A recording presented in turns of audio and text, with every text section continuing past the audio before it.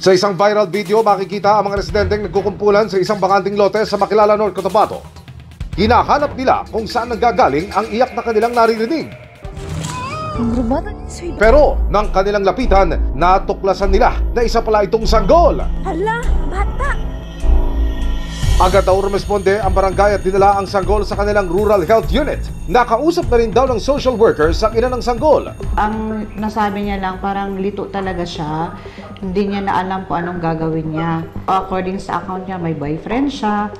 Tapos yun na nga, nagkahiwalay sila. Tsaka hindi din daw alam ng boyfriend niya na ayun, nabuntis siya. Sa Quezon City, natagpuan din ang isang sanggol sa may basurahan ng isang bus terminal. Yung lalaki at babae po na yan, yung babae nakahood na kulay pink. Yung lalaki naman nakakulay brown na merong hawak na puting t-shirt. So pumasok ko, ikaw nyo, manager, 2:38. 2:38 ng Anong hapon. oras lalabas yung babae na yan? 4:10. Alas 4 ages. Alas 4 just na po na ano. Mga kalahating oras po pala nasa loob po yan ang sa palikuran. Opo. Okay. Tabi ho ng mga basurahan? Nakabalot po ng telang puti. Hindi nalalayo. Sa sinapit ng batang natagpuan sa bus terminal ang naging kapalaran ng isang sanggol sa Makati City. Sa CCTV video na ito, makikita ang babae na bumaba ng sasakyan at tumabi sa kalsada.